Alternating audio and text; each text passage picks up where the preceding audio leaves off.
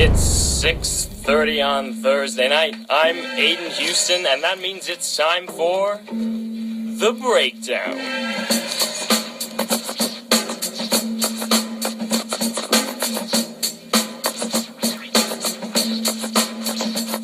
Can I kick it?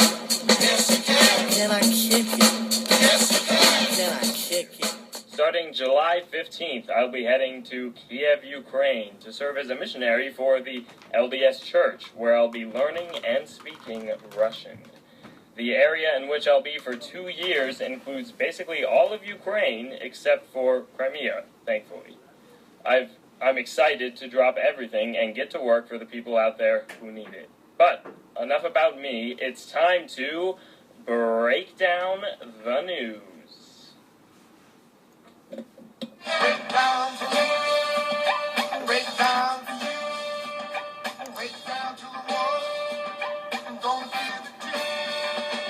Do the breakdown to it, break on down. Do the breakdown to it, break on down. Get it out. Last Thursday night, I went over to the medical building to hear a talk from U.S. Ambassador to the U.K., Matthew Barzoon. While there, I saw some of the uni's most important people, several of which have been on our show. I was first struck by what an extremely casual guy the ambassador was. Loved his Diet Coke. He's an internet businessman by career, so he didn't give off that politician vibe. The talk was interesting. It related to the U.S.'s role as an interventionist force around the world. I expected him to sort of evaluate both sides of it, but he mostly came out and said, the world needs America. I suppose his job is to defend that point. He gave a well-presented and experienced argument that sounded as though he was paying attention at Obama's foreign policy meetings in the White House. The students didn't hold back on grilling the U.S.'s role in the Middle East during his Q&A, as they shouldn't, and he responded predictably but well. It's interesting to hear a well-presented argument that, while admitting American faults, was not overtly cynical of the country's actions abroad. Take from it what you will. In Ukraine, pro-Russian journalist Oles Buznia, sorry, I don't speak Russian quite yet, was killed today outside his home in Kiev in a drive-by shooting. The killing comes just a day after pro-Russian MP Oleg Kalashnikov was shot dead in Kiev. At least 8 other officials related to the former pro-Russian government have died mysteriously in the last 3 months. The situation there seems to be becoming increasingly unstable and climactic. Hillary Clinton, who hasn't left the scripts of radio programs and news broadcasts since 1992, announced on Sunday that she will be again seeking the White House in 2016. A politician that has long been accused of being overly ambitious and out of touch with the average voter has vowed to prove that wrong in this new campaign. Her announcement featured the stories of average Americans and their plans for the new year, including her own. Clinton flew out to Iowa to begin this grassroots-style approach to her campaign in an attempt to prove to the world's most watched electorate that 2016 is about more than just Hillary. Whether you catch that vision or see it as fraud, it's up to you. With that, we'll head into tonight's song. Stick around for our interview with Green Party candidate Lewis Campbell. And now, the growing Latin American band, Making Movies. Well, I'm a dog in the street that you keep before the week. And you're the lock, but I'm the key that was lost.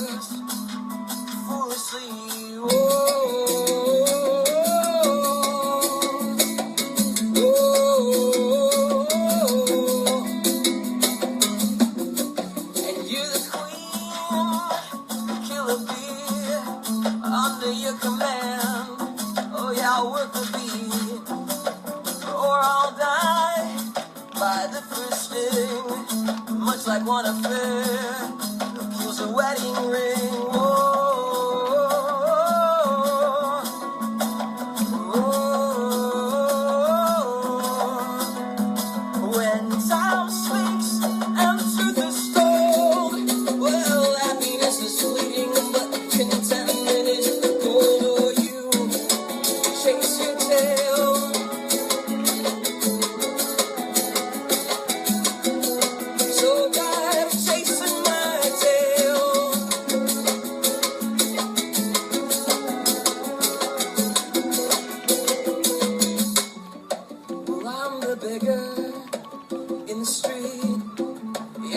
as hell, and I need to eat.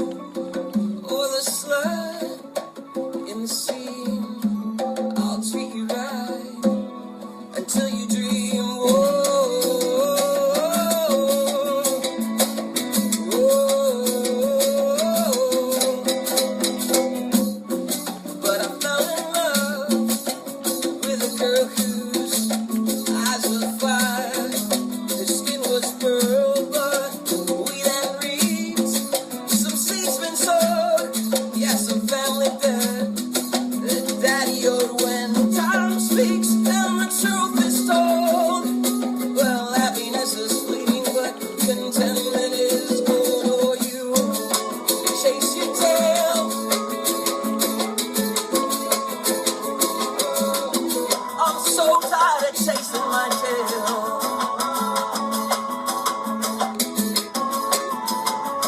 I've grown tired of chasing my tail.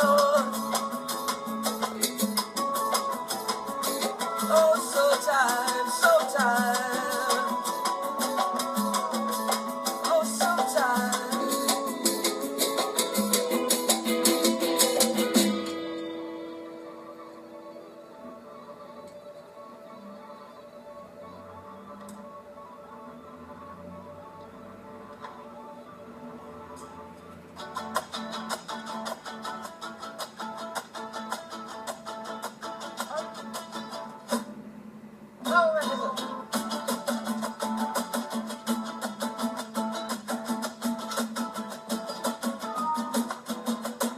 Soy un cartero, salí para la carretera. Yo fui buscando mi luz y mi bandera. Como un marinero busca la voz de una sirena. Quise escapar de la rutina de esta quincena. Y digo, no volveré. No volveré. No volveré. No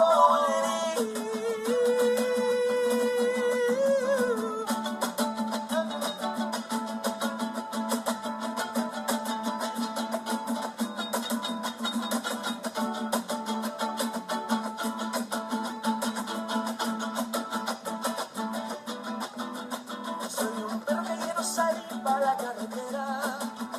Yo fui buscando mi luz y mi bandera.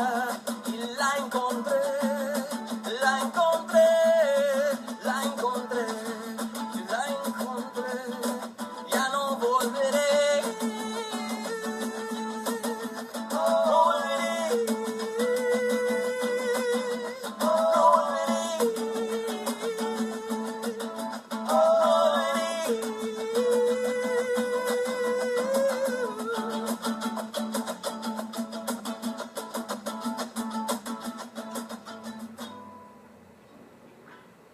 In 1972, 4 conservative politicians concerned with bleak environmental prospects formed a third party to contend the 2 standing parties in the UK, calling it the People Party.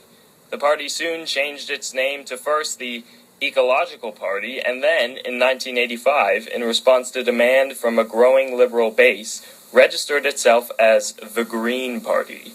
In 1990, the party split into regional organizations, resulting in the current Scottish Green Party. The left-wing party currently claims 2 MSPs, 14 local councillors, and a fast-growing voter base as one of the top 6 parties in the UK. Here with us today is their candidate for Dunfermline and West Fife, Lewis Campbell, a student at St Andrews. Lewis, thanks for coming on the show. Thank you for having me. So, as we always do here on The Breakdown, why don't you tell us your personal story, where you're from, how you ended up in St Andrews, and how you got into politics? Okay, well, I was born in Perth, and I moved to Dunfermline when I was 4, and that's where my constituency is, Dunfermline and West Fife, where I'll be contesting in May. I kind of come from a quite political background already, actually. My dad stood a couple of times for the Liberal Democrats in a general election before. Actually, it was my 9th birthday was the general election. It was the 2005 election. So I kind of had quite a political background. But then, of course, the referendum took place last year, and that energised so many people. And so, I started learning about it, try to make an informed decision, and that led to me getting more and more angry with the current state of things. So I joined the Green Party, and that's how basically it just came on from there. Sure. So tell us about the Scottish Green Party. Which of its policies are most relevant for the people you hope to represent? Well, the people I hope to represent are the constituents of Dunfermline and West Fife, and they're not a homogenous group by any means. But I think what does unite them all is a recognition of the need to have a sustainable future. And that doesn't just mean environmental, it means social, it means economic as well. And I think that's why so many policies that are green policies are actually quite popular with the people in that constituency. We want to see a move away from fossil fuels, obviously, or the Green Party, and as well, and that's going to hopefully have a good effect on the environment, because people in my generation care about their future. They are worried about how the world's going to be, and people who aren't in our generation, they care about their children's future as well. So that's the thing, the Green Party are really the party that's looking to the future and seeing what we can do to try and make things better. Okay, sure. So let's talk about you personally as a candidate for a second. Besides the views of your party, what sets you apart personally from the competition? What edge do you have that the other candidates don't? Well, the other candidates in my constituency are not in this generation. I'm only 18, and so I've grown up in a completely different time from the other candidates in this election. And I think that gives me different life experience, different experiences which I can draw on to actually do what's best for people, not just in my constituency, but for young people all over the UK. That's fair. So realistically, some say, the West Fife constituency is looking to be a two-horse race between Labour and the SNP. Do you reject that view? Well, I mean, I would be silly to reject that view, of course. I mean, it is going to be a two-horse race. It's a stereotypical Labour heartland. Of course, although it did actually go Lib Dem in 2005, between 2005 and 2010, it was the current leader of the Scottish Liberal Democrats, which is the MP there, and then of course went back to Labour. And it's been Labour for ages and ages and ages, just if you go back in time. So do you think that the Green Party has a realistic chance of winning then? Well, we don't make any secret of the fact that the current system that we have, the first past the post system, doesn't really suit us very well. It's going to be difficult to win any seats in the whole of the UK, but we do the best. We'll try and be the opposition, and we actually want to exert some kind of force on other parties as well. You've seen it. We've got 2 MSPs in the Scottish Parliament. Yeah, we can actually exert some sort of force on the SNP, who have a majority in the Scottish Parliament, and that's why I think they reluctantly agreed to have a moratorium on fracking, a temporary ban on fracking, because they're kind of put under pressure by the Greens, and that's what we want to do.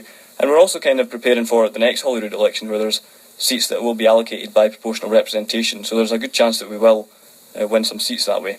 So I guess the question begs to be asked, if you don't intend personally to win, why are you running? What's your purpose? Well, I intend to do as best as I possibly can. And the purpose is to aid the democratic process. We should have as much choice as possible when we're making our decisions, and that's a good thing to have. Also, we are looking forward to the Holyrood election. We've got a lot of momentum from the referendum. We're looking to the Holyrood election. We're just making sure people don't forget about us and give us their second vote, so they can vote for us for the regional list, where we've got real chances of winning quite a few seats. And also we've got the council elections the year after that. We have council elections every 5 years in Scotland, rather than every 1 year as it is in the rest of the UK.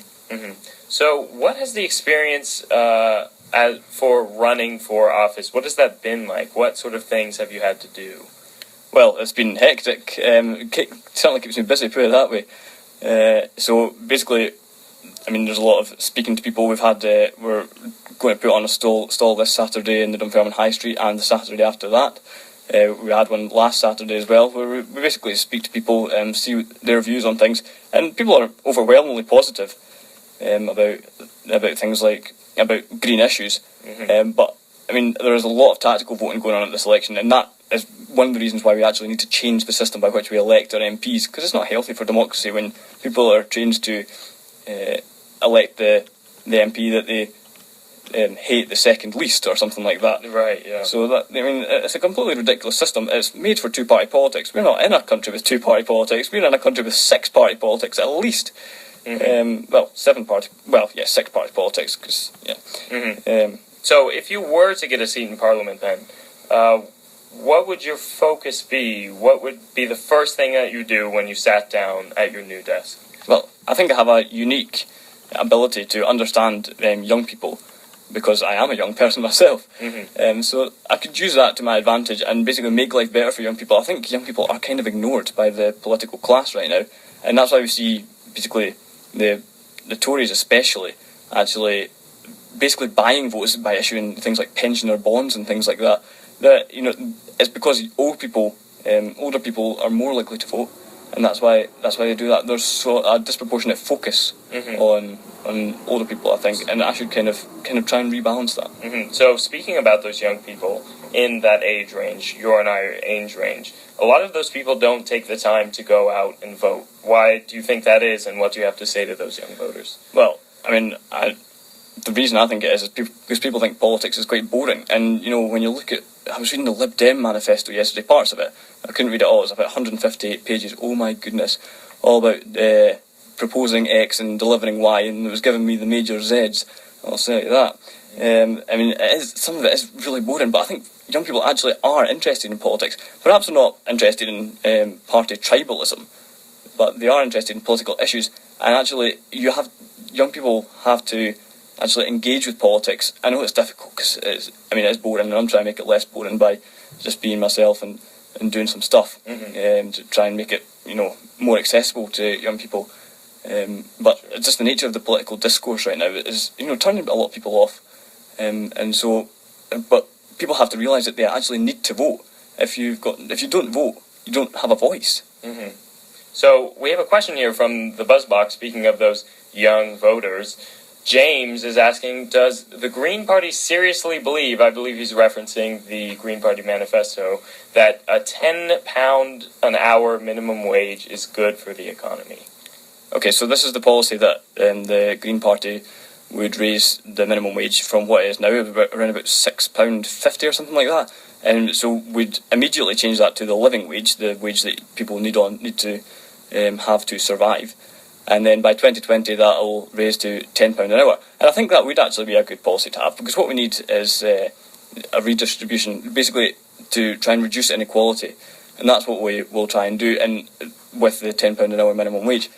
Also, I think, is that it would actually stimulate demand, because the people who earn the least have the highest propensity to spend. So that what they will do is they will spend that money as soon as they get it. So that, of course, will improve the economy, because you will stimulate demand.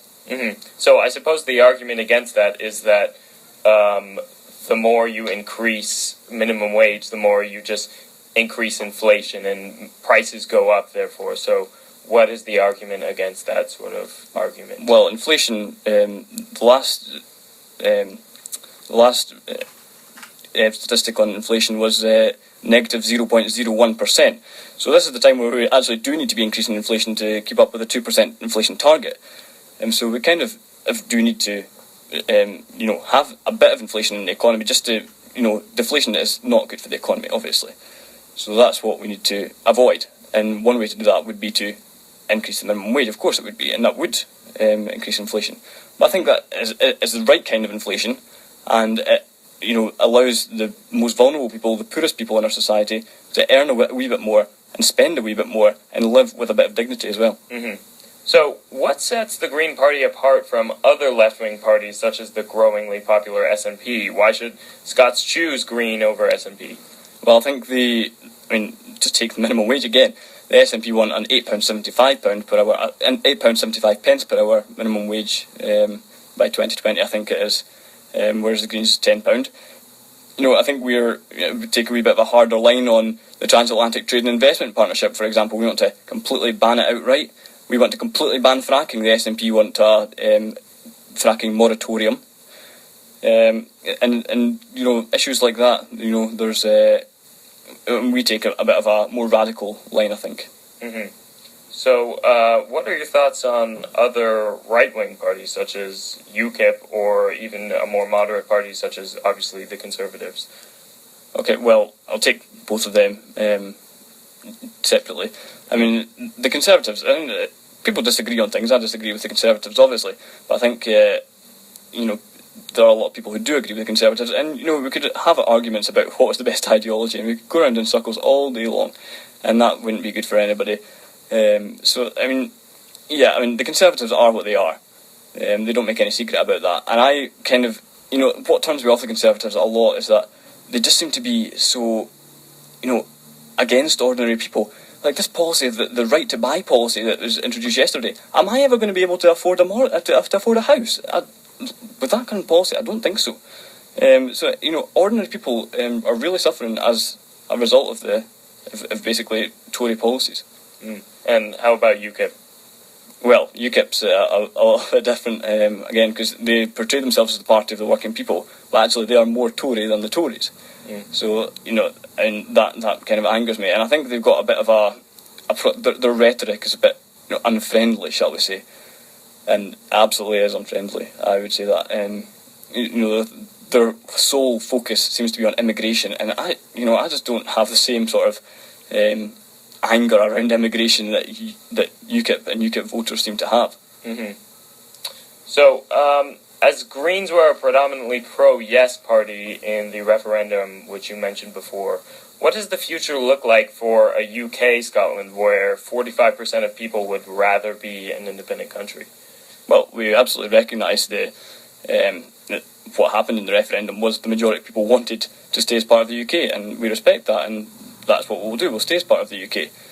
But I do still think that powers should be exercised closest to the people, because people who are in the vicinity actually know what is going on. They can make the right decisions because they, of course, have a better understanding of where they are and what needs to happen. But I think what would be good is for if there was a lot of green politicians in Westminster, that would be fantastic for the UK. It would help us to go into a different direction with our politics.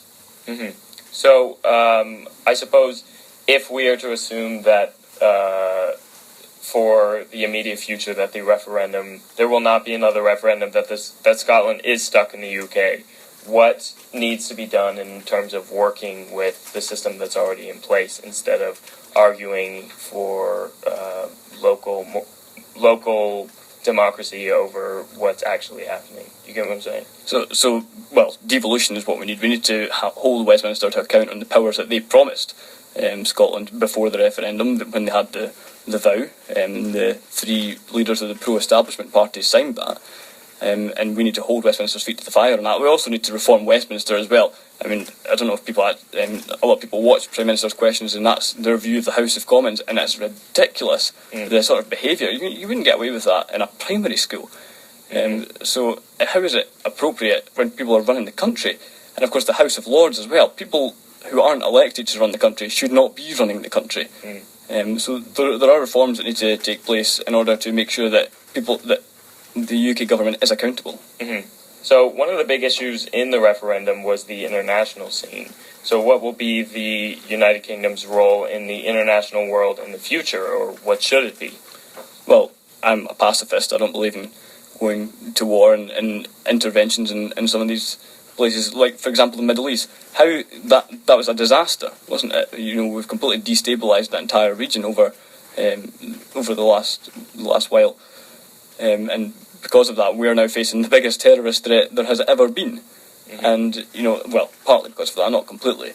But, of course, that's why we need to make a difference with our foreign policy. We need to actually stop having such an abrasive foreign policy. We need to get rid of trident nuclear weapons, because the message that that's sending is that, we are an aggressive country. And I don't think we want to be an aggressive country. I think we should have a close European Union as well. So working closely with other small countries. So you say that you're a pacifist. So I wonder, do you believe in war for peace, such as a just war that establishes peace by peaceful methods? I don't believe that there's actually such a thing. That was the whole point of the Iraq war and stuff like that, was to bring about peace. Of course, in Afghanistan as well. And of course, it's got worse by having, you shouldn't really fight fire with fire. You fight fire with water. You should find a diplomatic solution wherever possible. And war should really only be a very last resort. So, what final words do you have for West Fife and Dunfermline voters before the upcoming election? Well, I'd say there's a lot of tactical voting going on in this constituency. And I think tactical voting is not good. What we need to do is to have people voting for what they believe in. So what I would say to them is, may your choices reflect your hopes and not your fears. All right. Well, it's been a pleasure, Lewis. Good luck in the coming election, and thanks for being on the break. Thanks for having me.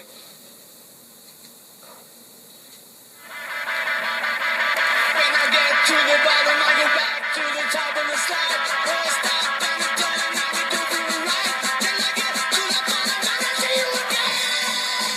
That's the breakdown, guys. As always, big thanks to Star Radio. Check out our new website, and of course, all of our loyal listeners. Keep up to date on the news and prepared to talk about it next week. Good night, St. Andrews.